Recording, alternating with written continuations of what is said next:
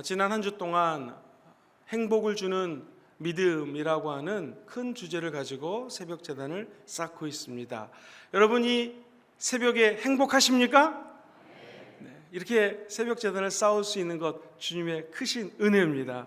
저도 이렇게 새벽에 말씀을 전할 수 있는 것 참 행복합니다.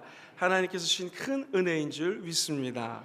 오늘 말씀은 오직 의인은 믿음으로 말미암아 산다고 말씀합니다. 믿음으로 살기 원하시는 분들은 한 번 더 아멘 해보시죠.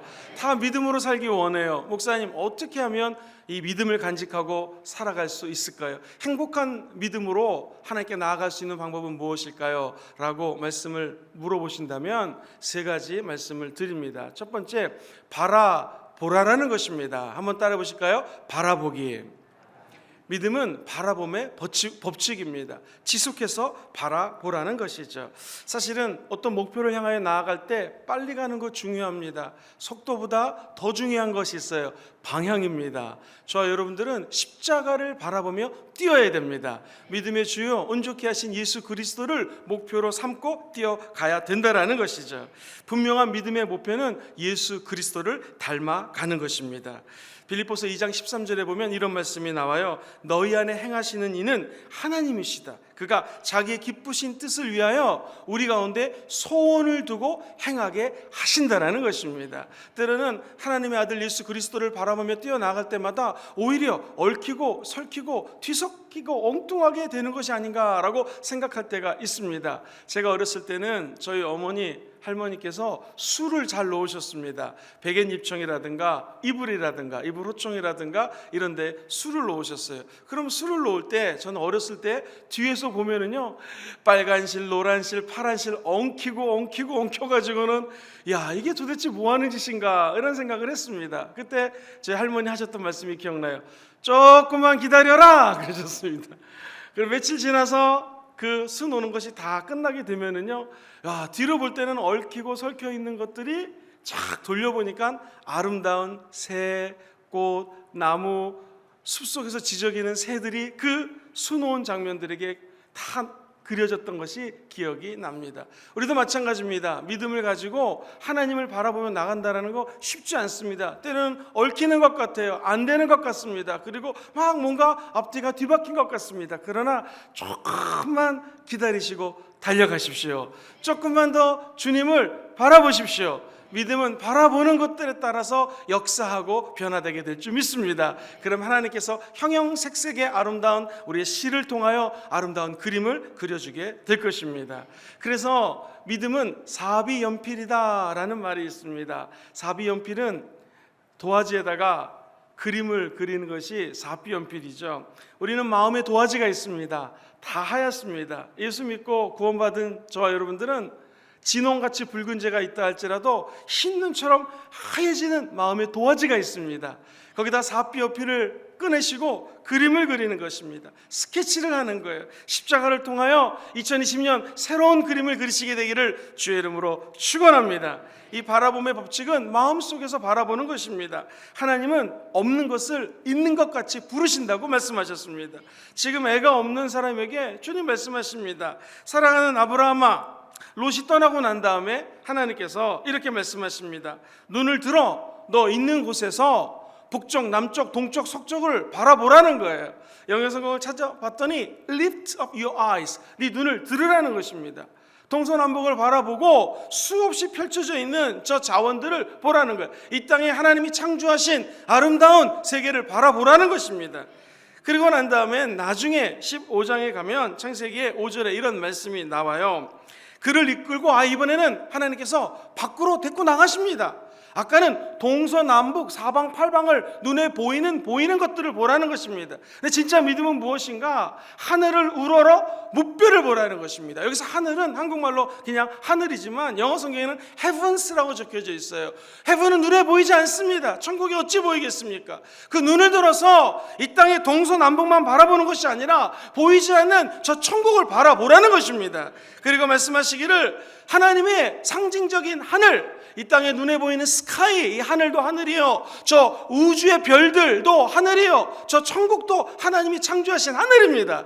그 보이지 않는 세계를 바라보며 이렇게 말씀을 하십니다. 네 자손이 이와 같으리라 말씀하시는 거예요. 우리 눈에는 보이지 않지만, 지금은 아기가 없지만 너희 자손이 앞으로 저렇게 번성하고 생육하고 다스리게 된다는 것입니다. 재밌게도 아브라함이라고 하는 이름은 그냥 한 시골에 있는 한 아저씨의 이름입니다. 근데 하나님께서 이 아브라함의 이름을 바꾸는 거예요. 아브라함은 여러 민족의 아버지, 만국의 열방의 아버지란 뜻입니다. 그런데 이 이름이 바뀌게 되자 이 사람의 비전이 바뀝니다. 그래, 내가 아브람이 아니라 아브라함이다. 자기 미래를 새롭게 그리는 것입니다. 만국의 아버지, 열국의 아버지가 될 것이다 라고 믿음은 바라는 것들의 실상입니다. 지금 하나님께 여러분 기도하다가 새로운 비전을 받으십시오. 새로운 미래를 꿈꾸십시오. 그 바라보는 대로 주님은 역사하게 되어 있습니다. 우리는 십자가의 보혈을 통하여 그 물감으로, 십자가의 물감으로, 보혈의 물감으로 인생의 그림을 그려 나가는 것이죠. 새 그림을 그리시게 되기를 주의 이름으로 축원합니다. 왜 교회마다 십자가를 높이 세워놨습니까? 사랑하는 성도님들, 이 눈앞에 보이는 십자가는 어떤 의미입니까? 바라봄의 법칙 때문이죠. 십자가를 자꾸 바라보라는 것입니다. 하나님의 아들 예수 그리스도께서 2000년 전에 저와 여러분들 위해서 십자가에 죽으셨습니다. 십자가에 피 흘리시고 몸을 찢김으로 말미암아 저와 여러분들을 구원해 주셨습니다. 내가 받아야 될 심판을 십자가 예수께서 다 받으셨다라는 것이죠. 지난 수요일 날 우리 당회장님께서 말씀을 증거하시는데, 사랑은 무엇인가? 공의가 있고 십자가의 능력은 무엇인가? 공의와 공적인 사랑과 또 우리를 품는 사랑이 있다라는 말씀이에요. 마치 우리의 손이 주먹을 쥐면 자녀를 잘못할 때는 때릴 수 있겠죠. 그러나 손을 펴면 우리 사랑하는 아들, 딸들을 품는 것처럼 우리 하나님의 사랑은 공의의 사랑이요. 그리고 저와 여러분들이 죽기까지, 예수 그리스도가 이 땅에 오셔서 죽기까지 사랑한 그 사랑이 십자가 안에 녹아져 있다는 것입니다. 그러므로 십자가를 바라보면 두 가지 때문에 놀랍니다. 첫 번째, 와, 죄가 이렇게 무서운 거구나. 나도 모르게 부지불식간에 짓고 있는 이 죄가 이렇게 무서운 거구나. 넘어지는 자리에서 또 넘어지는 그 죄 안 짓는다고 고백하면서 회개하면서 또 짓는 죄, 이 죄가 얼마나 무서운 것인가라는 것을 깨닫습니다. 그러나 십자가를 바라보면 또 다른 것을 바라보게 될 수 있어요. 그러나 하나님의 사랑이 심판보다 더 크고 놀랍다라는 것이죠. 우리 마음속에 꿈을 꿀 때 십자가를 바라보십시오. 세상을 바라볼 때도 내 눈으로 바라보면 잘못되게 볼 수 있습니다. 지금 우한 폐렴이, 코로나 신종 바이러스가 전 세계를 휩쓸고 있습니다. 그러나 우리는 그 바이러스를 십자가를 통해서 바라봐야 될 줄 믿습니다. 최근에 2019년도에 종교 탄압이 중국 땅에서 시작되면서 가장 먼저, 가장 강하게 시작된 동네가 우한입니다. 선교사들 내쫓고 지금 49개의 언더그라운드 처치, 지하교회가 갑작스럽게 문을 닫았습니다. 왜 그곳에서 신종 바이러스가 시작되었을까? 하나님은 심판하시는 하나님이에요. 무섭습니다. 죄는 무서운 거예요. 그러나 십자가를 바라볼 때마다 그 뒤에 감춰진 사랑을 바라보시게 되기를 주의 이름으로 기도합니다. 그 사랑은 우한도 품을 것입니다. 그 사랑은 전 세계를 품는 것이죠. 십자가를 바라볼 때마다 새로운 꿈을 꾸시고 그 꿈을 향하여 달려나가는 여러분 되기를 주의 이름으로 축원합니다. 갈라디아서 3장 13절 말씀을 다 같이 한번 읽어보겠습니다. 시작. 그리스도께서 우리를 위하여 저주를 받은 바 되사 율법의 저주에서 우리를 속량하셨으니 기록된 바 나무에 달린 자마다 저주 아래 있는 자라 하였습니다. 나무 아래서 저주를 당하신 분이 예수님이십니다. 그 십자가를 바라볼 때마다 저주가, 우리의 심판이 이렇게 무섭구나. 그러나 그 심판을 통하여 우리 예수님은 저 여러분들에게 새 생명을 준 줄 믿습니다. 그러므로 예수 그리스도 안에 있는 자에게는 새로운 피조물이 될 수 있습니다. 이전 것은 지나갔습니다. 새 것이 되었습니다. 새 것이 된 내 모습을 바라보고 하나님을 향하여, 십자가를 향하여 달려나가는 저와 여러분이 될 줄 믿습니다. 하나님은 항상 새롭게 바라보는 자에게 성령의 임재를 주십니다. 이전 것을 과감히 버려버리고 예수 안에서 새롭게 된 나를 바라보며 하나님 주시는 새로운 은총, 새 은혜, 능력의 임재를 체험하는 여러분 되기를 주의 이름으로 축원합니다. 첫 번째, 행복을 주는 믿음은 바라보라 라는 것이었습니다. 두 번째, 한번 따라해 볼까요? 결단하라. 결단하기입니다. 이미 우리에게 주어진 믿음이 있어요. 그 믿음대로 결단하는 것입니다. 로마서 12장 3절에 보면 이런 말씀이 나와요. 같이 한번 읽어보겠습니다. 시작. 내게 주신 은혜로 말미암아 너희 각 사람에게 말하노니 마땅히 생각할 그 이상의 생각을 품지 말아라. 그러면서 말씀하십니다. 오직 하나님께서 각 사람에게 나누어 주신 믿음의 분량이 있다라는 것이죠. 이곳에 계신 여러분들에게 하나님은 한 사람, 목사님, 선교사님, 전도사님뿐만 아니라 각 사람에게 믿음의 분량을 주셨다라는 것입니다. 믿음이 없지 않습니다. 우리는 믿음이 있어요. 내가 갖고 있는 믿음에 하나님신 지혜로 말미암아 결단하면 된다라는 것입니다. 하나님은 자꾸만 자기가 안에 있는 믿음을 활용하는 사람에게 신앙을 성숙하게 만듭니다. 믿음이 없는 사람은 없습니다. 다 믿음이 있어요. 기도하는 이유도 믿음이 있기 때문에 기도합니다. 이 새벽 제단에 나왔다는 이유도 믿음이 있어서 나온 것입니다. 우리는 이 믿음 안에서 지속적으로 결단해야 된다는 것입니다. 절대로 포기하지 마십시오.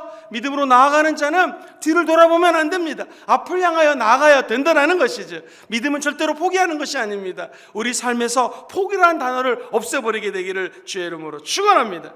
믿음을 선택하면 거기에 기적이 일어나게 되어 있습니다. 로마서 10장 17절에 이렇게 말씀하십니다. 믿음은 들음에서 난다고 그래요. 들음은 그리스도의 말씀입니다. 오늘 우리가 하나님의 말씀을 들을 때 믿음이 자라나게 되는 것입니다. 세상 흔들리고 세상의 각종 어려운 소식들이 들릴 때마다 우리는 결단해야 됩니다. 눈에 보이지 않아도 손에 잡히지 않아도 나는 예수님만 믿고 따르리라. 할렐루야. 그때 우리에게 하나님은 영생을 주시고 하나님의 영원한 천국에서 살아갈 수 있는 힘을 공급하여 주실 줄 믿습니다. 여러분이 믿고 구한 것은 받은 줄로 믿으십시오. 그럼 그대로 되게 되어 있습니다. 믿음을 행복을 쫓아 사는 사람에게는 첫째, 바라보는 것입니다. 두 번째, 지속적으로 내 안에 있는 믿음을 통하여 결단하는 것입니다. 세상이 아무리 흔들려도 아무리 코로나 바이러스가 나타나도 우리 십자가 예수를 부여잡으면 우리는 건강하게 되어 있습니다. 승리하게 될 것입니다. 세 번째는 따라해 보실까요? 선포하라. 믿음으로 선언하는 것입니다. 믿음의 선언이 하나님의 놀라운 역사를 이루기 때문에 그렇습니다. 우리 하나님은 꿈으로 바라본 것을 입술로 시인할 때 기적을 일으킵니다. 아까 제가 아브라함 얘기를 들었는데요.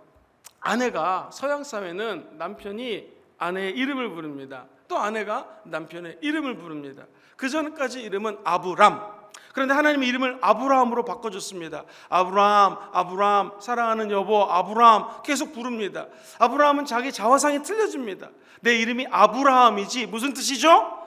열국의 아비, 많은 민족의 아비가 될 것이지, 하나님은 사라의 이름도 사라로 바꾸십니다. 많은 열국의 어머니입니다. 남편이 아내 이름을 부릅니다. 사라, 사라, 사라. 무슨 뜻이에요? 열국의 어머니가 될 거라는 거예요. 그 이름을 듣자 지속적으로 입술로 고백하자 진짜 그 기적이 일어나게 되어 있습니다. 그러므로 우리도 내 입술을 열어서 고백해야 됩니다. 누구에게요? 내 자신에게. 누구에게요? 내 남편에게, 아내에게, 자녀에게 입술로 선포해야 됩니다. 지금 네 모습은 이렇지만 하나님은 너를 엄청나게 은혜로운 존재로 창조했다. 너를 통하여 기적이 일어날 거라는 것이. 사울이라고 하는 이름은 나 잘났어, 나 높아, 나 똑똑해, 나 바리새인이야. 오늘날로 치면 PhD 철학 박사학위가 한 10개 정도 있는 사람이야. 나 유명해. 이런 뜻입니다. 근데 그 사울이 이름이 바뀝니다. 바울로 바뀝니다. 무슨 뜻일까요? 겸손하다, 낫다, 순종하다 이런 뜻입니다. 수많은 사람들이 사울의 이름을 불렀습니다. 나 잘났어. 그러나 그 이름이 바뀝니다. 바울로 바뀔 때 나는 순종하는 사람이야, 나는 낮아지는 사람이야, 나는 겸손한 사람이야. 무엇을 의미합니까? 입술의 고백입니다. 스스로에게 나는 하나님의 자녀야, 나는 성령 충만해, 나는 예수 믿고 구원받았어, 나는 치유함을 받았어, 성령이 내 안에 계셔. 할렐루야. 예수님이 다시 오실 때에 내 이름을 부르실 거고 나는 저 천국에 꼴이 나게 될 것이야 라고 스스로에게 이야기하는 것입니다. 여러분, 마태복음 16장에 보면 이런 말씀이 나와요. 예수님이 질문을 합니다. 너는 나를 엘리야라고 하고 예레미야라고 하는데 중요한 것은 너는 나를 누구라 하느냐. 오늘 이 새벽에 주님 물어보실 것입니다. 김영근 목사는 예수님을 이렇게 설명하고 또 다른 주의 종들은 이렇게 얘기하고 원리더들은 이렇게 얘기하는데 너는 나를 누구라 하느냐. 그때 베드로가 고백합니다. 주는 그리스도시요 살아계신 하나님의 아들입니다. 입술의 고백이죠. 주님 너무나 행복했습니다. 얼마나 기쁘셨는지 바요나 시모나 복이 있도다. 이를 알게 한 건 네가 아니라 하늘에 계신 아버지가 알게 한 거다. 엄청난 칭찬을 하십니다. 그러면서 칭찬 플러스 선물을 주시는데요, 천국의 열쇠를 줍니다. 내가 천국의 열쇠를 주노니 땅에서 묶으면 하늘에서 묶일 것이다. 이 땅에서 풀면 하늘에서도 풀릴 것이다. 사랑하는 성도님들, 오늘 이 땅에서 이 자리에서 예수의 이름으로 귀신을 묶어버리십시오. 저 공중의 권세 잡은 자가 묶이게 되어 있습니다. 이 땅에서 하나님의 입술을 통하여 천국의 축복을 풀어놓으십시오. 하늘에서도 풀리게 되어 있습니다. 천국의 열쇠는 무엇입니까? 저와 여러분들의 입술의 고백입니다. 우리가 말하는 대로 되어 있습니다. 믿음의 행복을 쫓는 자들은 우리 입술의 권세를 사용하는 것입니다. 우리 입술을 열어서 고백하는 거예요. 무엇을 고백할게요? 해야 되겠습니까? 십자가의 능력을 고백하십시오. 교회 성장을 연구해 보면 왜 여의도 순복음교회가 전 세계 최대 교회로 성장이 되었을까요? 사실은 답이 안 나옵니다. 왜냐하면 너무나 서민들이 모였던 교회이기 때문에 교회가 이렇게 성장할 수가 없습니다. 그리고 교회를 개척하신 분도 박사학위가 있는 것도 아니고 그 당시 통합측, 합동측 목사님들과 비교해 봤을 때 체력이 강한 것도 아니고 특별히 교회가 부흥될 수가 없는 것입니다. 그런데 한 가지, 많은 요소가 있지만, 물론 성령님이 하셨지만 저는 그렇게 생각합니다. 조영기 목사님께서 정말 힘들고 어려웠던 60년대, 70년대에 아주 쉽게 복음을 전했어요. 그것은 뭐냐면 내 영혼이 잘된 같이 범사가 잘되고 강건해진다. 너무 쉽잖아요. 오죽하면 찬양을 드리고 예배를 시작할 때 사랑하는 자요, 맨날 고백하지 않습니다. 내 영혼이 잘된 같이 범사가 잘되는 것이죠. 그 어렵고 힘들 때 교회 모으면 영혼이 잘되면 범사가 잘되고 강건하지. 삼중 축복 너무 심플합니다. 입술로 고백하는 것입니다. 내가 왜 오늘 예배를 나왔지? 영혼이 잘되기 위함입니다. 잘되게 될 거라는 것이죠. 당연하죠. 하나님을 만나는데 어찌 잘 안 될 수가 있겠습니까? 대통령만 만나도, 국회의원만 만나도, 아니 구청장님만 만나도 문제가 해결되는 이런 세상에 하나님을 만나는데, 만왕의 왕, 만군의 주가 되시는 예수님을 만나는데 어찌 문제가 해결이 안 되겠습니까? 영혼이 잘되면 범사가 잘되게 되어 있죠. 당연히 강건하게 되어 있습니다. 그 아주 간단한 입술의 고백이 오늘날 세계 최대 교회를 읽은 것이죠. 그러면서 복음을 오중복음으로 설명했습니다. 예수 믿으면 구원을 받아, 중생의 복음이죠. 예수 믿고 구원받은 자에게는 성령 충만함의 선물을 받게 되어 있습니다. 성령 충만한 사람은 어떤 질병이 있어도 떠나가게 되어 있어요. 신유의 복음이죠. 그리고 하나님의 아들 예수를 믿는 사람들은 축복받게 되어 있습니다. 우리의 축복은 사명적 축복이에요. 나만 잘 먹고 잘 사는 것이 아니라 왜 복 받겠습니까? 왜 저와 여러분들이 하나님 주시는 축복을 받아 누려야 되겠습니까? 그것은 나눠주기 위함이라는 것이죠. 축복의 복음입니다. 그리고 우리 주님 다시 오십니다. 어떤 교회가 좋은 교회인가? 천국, 지옥 얘기 많이 하는 교회가 좋은 교회입니다. 어떤 목사님이 설교 잘하는 목사님인가? 예수 믿으면 천국 간다고 얘기하는 주의 종이 좋은 종입니다. 믿지 않으면 지옥 가게 되어 있습니다. 주님이 재림하시게 되어 있습니다. 오늘 한국교회 설교들을 종합해 보면 주님 다시 오신다는 얘기가 없어요. 초대교회의 믿음은 어떻게 지켰습니까? 마라나타, 주 예수여 오시옵소서. 저치에 기근이 있고 어둠이 있고 불편함이 있고 저주가 있다고 하는 것은 우리에게는 좋은 소식입니다. 주님이 곧 오신다라는 것입니다. 주 예수여 어서 오시옵소서. 마라나타. 우리가 믿는 복음은 재림의 복음인 것이죠. 언제 어느 때 주님이 와도 저와 여러분들은 저 천국에 꼴이 나게 될 것입니다. 오중복음 얼마나 심플합니까? 얼마나 간단합니까? 그 오중복음을 앉으나서나 입술로 선포하게 하는 것입니다. 믿음은 결단을 했으면 입술로 선포하셔야 됩니다. 결단하셔야 됩니다. 하나님의 말씀은 살아서 운동력이 있어요. 저 여러분들이 하나님께 나올 때는 꼭 입술로 하나님 너무나 좋습니다. 나에게 이런 축복 주심을 감사합니다. 고백하시고 하나님 안에 큰 사랑받는 여러분 되기를 주의 이름으로 축원합니다. 우리 말에는 엄청난 창조적인 능력이 있어요. 천지를 창조하실 때 하나님은 말씀으로 창조하십니다. 사랑하는 성도님들은 하나님의 형상을 따라 창조되었습니다. 그러므로 우리의 입술로 믿음을 풀어놓을 때 기적이 일어나는 것이죠. 오늘 말씀을 정리합니다. 세 가지입니다. 첫 번째, 행복한 믿음을 갖는 사람들은 한번 따라해 보실까요? 바라보라. 두 번째, 결단하라. 세 번째, 선포하라.